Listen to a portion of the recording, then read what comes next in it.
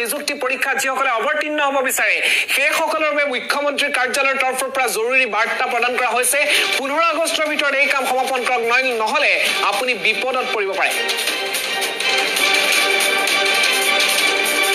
সৰকাৰি চাকৰি কৰিব খোজা সকলৰ বাবে এই মুহূৰ্তত এক জৰুৰী খবৰ অসম চৰকাৰ যদি আপুনি সৰকাৰি চাকৰি কৰিব বিচাৰে যদি এগৰাকী আপুনি চাকৰি প্ৰত্যাশী তেন্তে মুখ্যমন্ত্ৰীৰ কাৰ্যালয়ৰ পৰা এই মুহূৰ্তত এক মুকলি বাৰ্তা আহিছে প্ৰতিগৰাকী চাকৰি প্ৰত্যাশীলৈ জনাব বিচাৰিছো এই বিশেষ খবৰটি সকলকে 15 আগষ্টৰ ভিতৰত এই কাম কৰাৰ নিৰ্দেশ দিছে মুখ্যমন্ত্ৰীৰ কাৰ্যালয়ৰ তৰফৰ পৰা কৰিব লাগিব এমপ্লয়মেন্ট এক্সচেঞ্জত পুনৰ পঞ্জীয়ন যিসকলে এমপ্লয়মেন্ট এক্সচেঞ্জত পঞ্জীয়ন কৰিছিল তেওঁলোকে পুনৰ পঞ্জীয়ন কৰিব লাগিব নহলে এমপ্লয়মেন্ট এক্সচেঞ্জ বাতিল কৰা হ'ব 2 জানুৱাৰী 2024 ৰ পূৰ্বে পঞ্জীয়ন কৰা সকলৰ বাবে পুনৰ পঞ্জীয়ন বাধ্যতামূলক কৰিছে অসম চৰকাৰে অন্যথা বাতিল হ'ব নিয়োগ বিনিময়ৰ যি পঞ্জীয়ন সেয়া বাতিল হ'ব বুলি ইতিমধ্যে উল্লেখ কৰা হৈছে সেৱা হেতু অসম চৰকাৰৰ সেৱা হেতু পোৰ্টেলৰ জৰিয়তে আপুনি কৰিব পাৰিব পুনৰ পঞ্জীয়ন কেনেদৰে পুনৰ পঞ্জীয়ন কৰিব সেই তথ্য আমি এই মুহূৰ্তত স্ক্ৰীনত লগইন কৰক sewahetu.assam.gov.in এই মুহূৰ্তৰ এক জৰুৰী খবৰ প্ৰতিগৰাকী চাকৰি প্ৰত্যাশীলৈ তৃতীয় চতুৰ্থ বৰ্গৰ যিসকলে এপ্লাই কৰিছে সেইসকলৰ বাবে জৰুৰী খবৰ ৰিক্ৰুটমেন্ট অপচনত গৈ ক্লিক কৰক ৰেজিষ্ট্ৰেচন অপচনত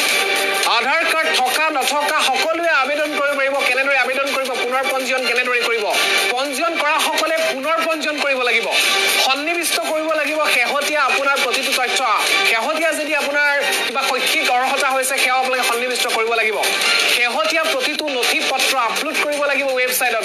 সেই কথা আপুনি আপলোড কৰিব লাগিব আপোনাৰ যিসমূহ ডকুমেন্ট এডুকেশনাল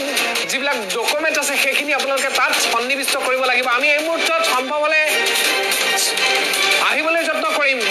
আৰু এই মুহূৰ্তত আমি প্ৰতিগৰাকী দৰ্শক জনাৰ চেষ্টা কৰিছো চাকৰি প্ৰত্যাশীসকলৰ বাবে এই মুহূৰ্তত এক জৰুৰী খবৰ তৃতীয় চতুৰ্থ বৰ্গৰ চাকৰিৰ বাবে অৰ্থাৎ ছেপ্টেম্বৰ মাহত অনুষ্ঠিত হ'ব লগা যি পৰীক্ষা অক্টোবৰ মাহত চতুৰ্থ বৰ্গৰ পৰীক্ষাত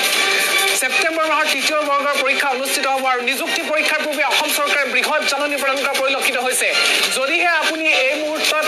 এই প্ৰদান কৰা বিশেষ জাননীখন যদি মানি নচলে তেন্তে কিন্তু তৃতীয় চতুৰ্থ বৰ্গৰ চাকৰি লাভ কৰিও আপুনি হেৰুৱাব লগা হ'ব পাৰে 15 আগষ্টৰ ভিতৰত শেষ সীমা ধাৰ্য কৰা হৈছে ইতিমধ্যে প্ৰতিগৰাকী এমপ্লয়মেন্ট এক্সচেঞ্জত নাম থকা প্ৰতিগৰাকীৰ প্ৰতি